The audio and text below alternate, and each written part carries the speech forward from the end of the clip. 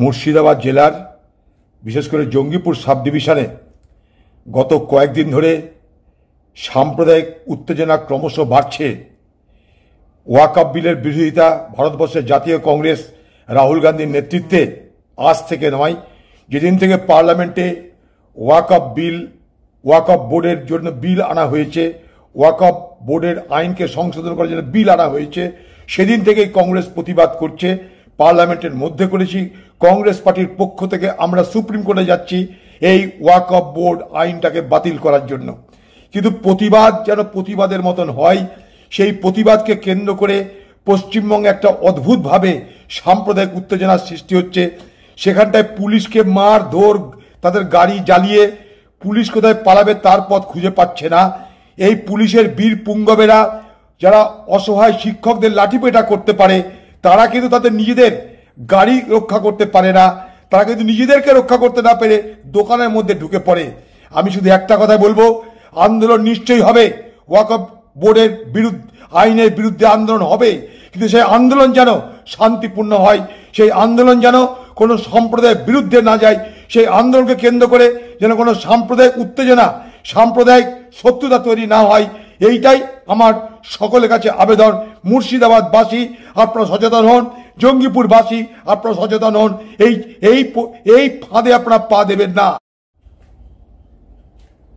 আমার এটাও শঙ্কা হচ্ছে যে হঠাৎ করে একদিকে শিক্ষকদের এই আন্দোলন, 26,000 চাকরি হারাদের এই আর্তনাদ, যোগ্যদের আর্তনাদ, যোগ্যদের প্রতিবাদ, যোগ্য যারা শিক্ষক তাদের এই হঠাৎ করে সর্বোচ্চ খোয়ানোর যে জ্বালা যন্ত্রণা, তাদের আক্ষেপ প্রতিবাদ, এই সব কিছু থেকে মানুষের দৃষ্টিকে ঘুরিয়ে দেওয়ার জন্য হঠাৎ করে এই রকম সাম্প্রদায়িক উত্তেজনা তৈরি করা হচ্ছে না তো? এটা আমার বড় একটা প্রশ্ন এবং আশঙ্কা হচ্ছে। কারণ পশ্চিমবঙ্গের প্রশাসন যেখানে সাম্প্রদায়িক উত্তেজনা হচ্ছে সেখানে চুপ করে দাঁড়িয়ে আছে কেন? তাই এটা আমার বড় প্রশ্ন। তৃণমূলের এমপি, তাকে বাড়ি থেকে বার করে অন্য জায়গায় তাকে নিয়ে যাওয়া হচ্ছে আরো তাকে নিরাপত্তা দেওয়ার জন্য। সেখানকার এমএলএকে বলছে তৃণমূলের, তোমরা থেকো না, আমরা দেখছি। কেন?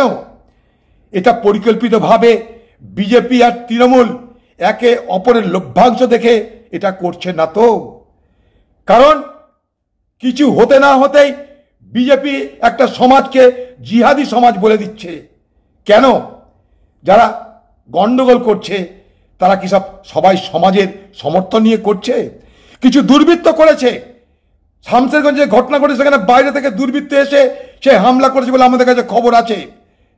কিন্তু সঙ্গে সঙ্গে কোন একটা ঘটনাকে কেন্দ্র করে একটা জিনিস অদ্ভুতভাবে দেখলাম যে পশ্চিমবঙ্গের পুলিশ জঙ্গিপুর সাব ডিভিশনে তারা কিন্তু চুপচাপ উদাসীন যখন ঘটনা ঘটছে, তারপরে তাদেরকে বিএসএফকে ডাকতে হচ্ছে। বিএসএফ এসে গন্ডগোল থামাতে শামশেরগঞ্জে গুলি চালিয়েছে। কিন্তু পশ্চিমবঙ্গের পুলিশকে আমার প্রশ্ন যে মশা মারতে কেন কামান দাগা হচ্ছে? সাধারণ কতগুলো উত্তেজনা, সেই উত্তেজনাকে থামানোর জন্য পুলিশ নিজেকে যথেষ্ট মনে করতে পারছে না কেন? পুলিশের সেই শক্তি নেই কেন? আমরা পশ্চিমবঙ্গের মানুষকে বলবো, মুর্শিদাবাদের মানুষকে বলবো, পশ্চিমবঙ্গের প্রশাসনকে বলবো, এখনই সর্বদলীয় বৈঠক ডাকা হোক। আমি গতকালও পশ্চিমবঙ্গের প্রশাসনের শীর্ষ কর্তাদের সঙ্গে কথা বলেছি, তাদেরকে বলেছি পশ্চিমবঙ্গের মুর্শিদাবাদ জেলা অত্যন্ত ভয়ঙ্কর পরিস্থিতি দিকে যাচ্ছে।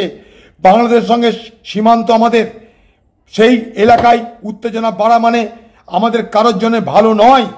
সেখানকার হিন্দু মুসলমান উভয় সম্প্রদায়ের মানুষ আমরা যুগ যুগ ধরে একসঙ্গে শান্তিপূর্ণভাবে বসবাস করেছি, আগামী দিনেও আমরা শান্তিপূর্ণভাবে বসবাস করতে চাই।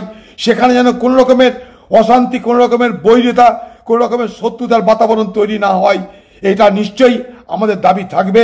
মুর্শিদাবাদবাসীর কাছে কংগ্রেসের পক্ষ থেকে আবেদন যে আপনারা শান্ত হন, হিন্দু মুসলমান উভয়েই উত্তেজনায় আপনারা পা দেবেন না, উত্তেজনার ফাঁদে পা দিয়ে আমাদের সমাজের বিপদ ডেকে আনবেন না, এটাই আমার একান্ত অনুরোধ।